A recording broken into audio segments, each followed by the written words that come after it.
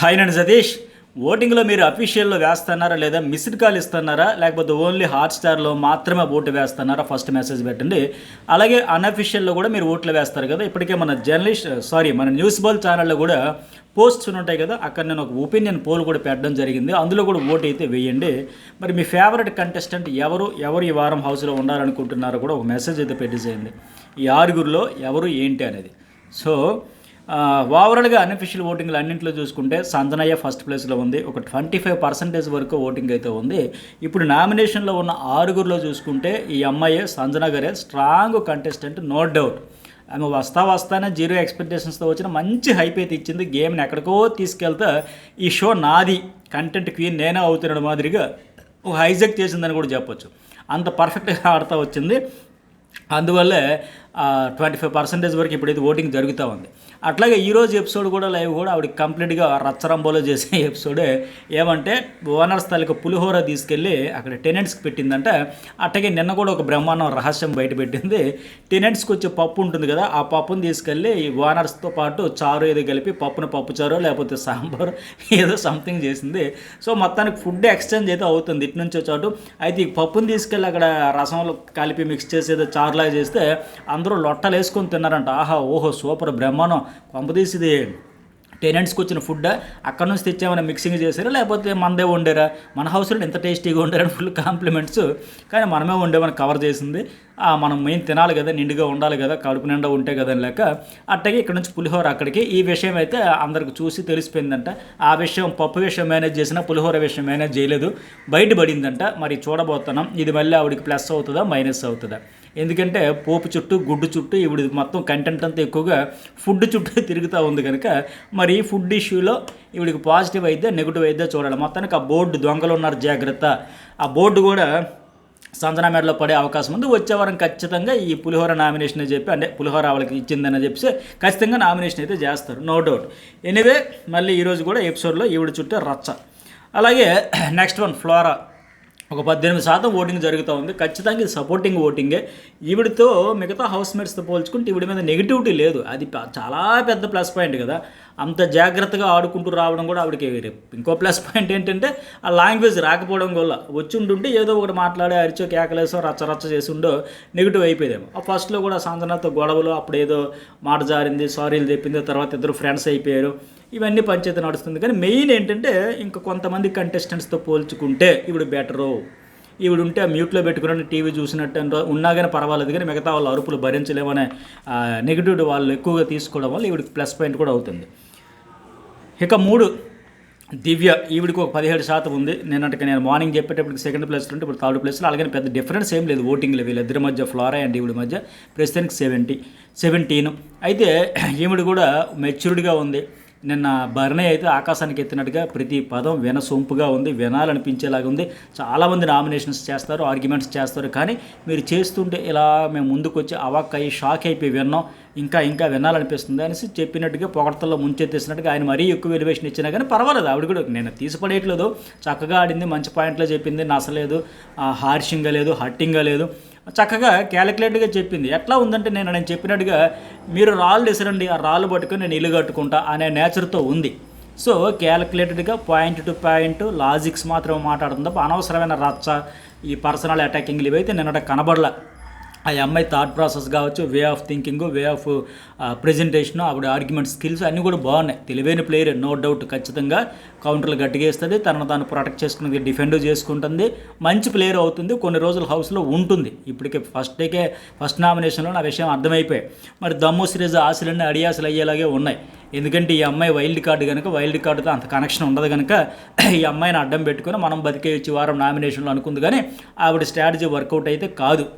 So వాస్తవానికి ఇంకోటి ఏంటి, దివ్య ఈ కామనర్స్ మిగతా వాళ్ళందరూ 6 రాగానే నెగిటివిటీ తెచ్చుకుంటే ఈమె లేట్గా 3 వారాల తర్వాత రావడం, ఆట చూసి వెళ్ళడం, ఓహో వీళ్ళకి ఇట్లా పాజిటివ్ ఉంది, ఇట్లా చేస్తే నెగిటివ్ అయింది, ఇట్లా ఉంటే పాజిటివ్ వస్తుంది, ఇవన్నీ క్యాల్కులేషన్. అది ఖచ్చితంగా అడ్వాంటేజే. దాంతోపాటు ఏంటంటే భరణి ఈవిడికి చాలా ప్రయారిటీ ఇచ్చి ఇంపార్టెన్స్ ఈవిడ గేమ్ని ఎక్కడికో లేపి వీలైనంతవరకు ఈ అమ్మాయితో టైం స్పెండ్ చేసి మాట్లాడడానికి ప్రయత్నం కూడా చేస్తాను.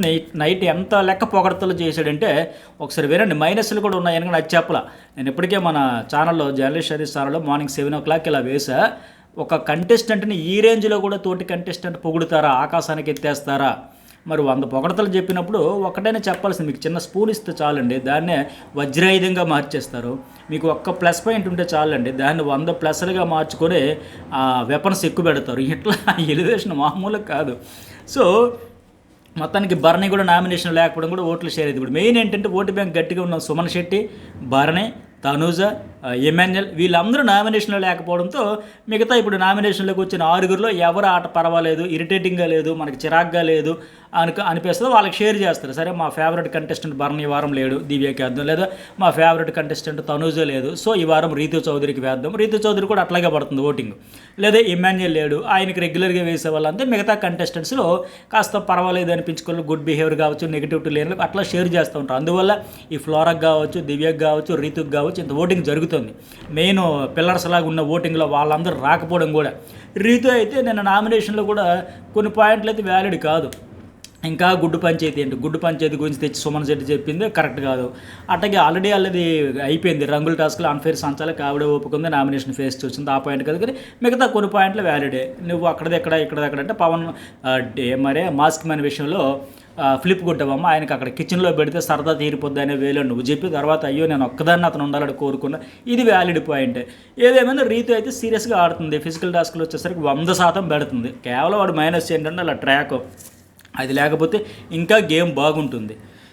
సరే ప్రస్తుతానికి సేఫ్ జోన్లో కనిపిస్తుంది. 15% పవన్ కూడా, డీమన్ పవన్ కూడా లేడు, తనూజ కూడా నామినేషన్ లేకపోవడం కూడా ఈవిడికి అడ్వాంటేజ్. ఇక శ్రీజ, హరీష్ 5-6 స్థానాల్లో వీళ్ళిద్దరూ పోటీ పడుతున్నారు. శ్రీజకు ఒక 13% ఎట్లా ఉంటే హరీష్కు 12% ఉంది.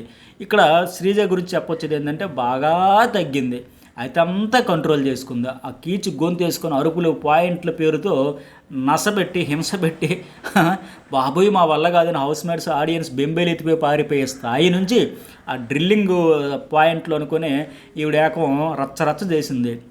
నిన్న చూస్తే ఫారిన్ మరదలని చెప్పేసి ఎమ్మెల్యేగా ఫన్నీగా మాట్లాడింది, ఇంగ్లీష్ తెలుగు మిక్స్ చేసేసి సరదాగా ఏదో ఎంటర్టైన్ అయితే చేసింది. మెయిన్ ఏంటంటే యాటిట్యూడ్, ఓవర్ కాన్ఫిడెన్స్ అన్నీ పోయినాయి. దెబ్బకి ఆకాశంలో విహరించే ఆవిడ నేల మీద నడుస్తూ ఉంది కనుక పర్వాలేదు అనొచ్చు. నేను భరణి కూడా చెప్పినట్టుగా దివ్య గారు మీరు పాయింట్లు అదరగొట్టేస్తారు, మీ తర్వాత ఎవరైనా పాయింట్లు మాట్లాడతానంటే శ్రీజ అండి. కాకపోతే అయితే ఎక్కువ వాగుడు ఎక్కువ, అనవసరమైన ఒక పాయింట్ పట్టుకుని 10 వాగుతుంది, అందువల్ల బిస్కెట్ అయిపోద్ది ఇలా చెప్పాడు. ఎనీవే శ్రీజాకి అయితే ప్రస్తుతానికి ఎలిమినేషన్ గండం ఉంది, అందులో డౌట్ లేదు. శ్రీజాకి చాలా కష్టమే ఈ వారం సేవ్ అవ్వడం. మరి ఈవిడే అవుటా అంటే హరీష్ కూడా ఈవిడతో పోటీ పడతా ఉన్నాడు. అయితే నువ్వు లేకపోతే నేను మన ఇద్దరిలోనే ఎలిమినేషన్ ఉండాలి తప్ప మనల్ని దాటి వెళ్తే నేను ఒప్పుకొని సుమి అని మాదిరిగా ఉంది ఆయన ఆట కూడా. 3 స్వింగ్స్ విపరీతంగా నేను నామినేషన్ అయినప్పటి నుంచి క్యారీ అవుతూనే ఉంది.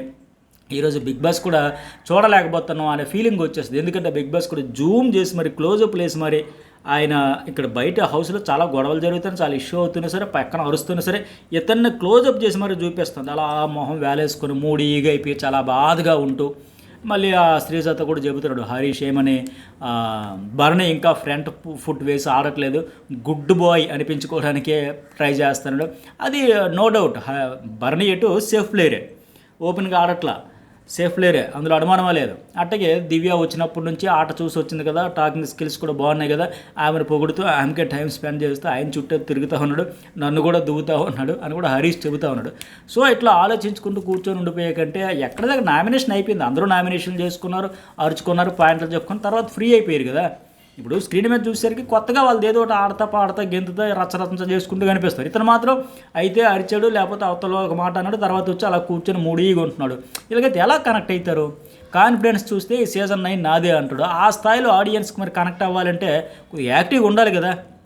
పైగా ఇక్కడ ఏమన్నాడు, బిగ్ బాస్ ఎటు టీమ్స్ చేంజ్ చేశారు కదా, నేను ఇంతకుముందు ఒక వీడియోలో అనలైజ్ చేశాను. వీళ్ళందరినీ ఒక్కొక్క టీం నుంచి ఒక్కొక్కటి మీరు ఎవరు ఉంటూ ఓడిపోతా ఉన్నారు తెప్పించండి అన్నప్పుడు తెప్పించేసిన తర్వాత మళ్ళీ ఇతను తనూజ రీతు టీంలో పెట్టిన తర్వాత అంటావన్నాడు.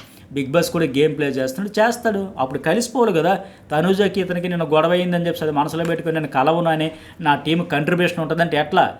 కోఆర్డినేషన్ ఉండాలి, ఒక అండర్స్టాండింగ్ ఉండాలి, ఇలా స్ట్రాటజీలు వేద్దాం, ఇట్లా చేద్దాం, అట్లా చేద్దాం అంటే టీం విన్ అయితే తప్ప నా ఎంతటి నేను వచ్చి ఆడేసి వెళ్ళిపోతున్నాను, మీ ఎంతటి మీరు వచ్చి ఆడేసేయండి అంటే ఎట్లా అవుతుంది? అది ఆ టీంతో కనెక్షన్ ఉండదు, ఇటు ఆడియన్స్తో కనెక్షన్ ఉండదు. అయిపోయింది. ఆవిడకి నీకు పర్సనల్ కాదు కదా, ఆవిడ పాయింట్లు అక్కడ సమయం సందర్భం లేకపోతే నామినేషన్లో ఆమె ఇతను చేయకపోయినా ఆమె వచ్చి చెప్పేసింది, వెళ్ళిపోయింది, ఒక పక్కన పెట్టేసి ఇప్పుడు ఒక టీం కనుక టీం స్పిరిట్తో ముందుకు వెళ్ళాలి. కానీ నాకు టీమ్ స్పిరిట్ ఎక్కువ ఉందని మాట్లాడితే పదే పదే చెబుతాడు. కానీ నా కంట్రిబ్యూషన్ అంటే ఆ కంట్రిబ్యూషన్ 100% హార్ట్ఫుల్గా ఉందా, ఉండాలి కాబట్టి ఉందా, అది కూడా చూస్తారు కదా. ఎనివే ఈ వారం శ్రీజ ఆర్ మాస్క్ మ్యాన్ వీళ్ళిద్దరిలోనే ఎలిమినేషన్ ఉండబోతుంది ప్రస్తుతానికి చూస్తే. ఇంకా ఉంది కనుక గేమ్, ఇంకెవరైనా వీళ్ళతో పోటీ పడితే అప్పుడు వీళ్ళు లక్కీగా సేవ్ అయిపోతారు. మరి మీకేమనిపిస్తుంది లైక్ చేయండి, మెసేజ్ పెట్టండి, సబ్స్క్రైబ్ చేయడం అయితే మర్చిపోకుండా. Journalist Satish news bowl.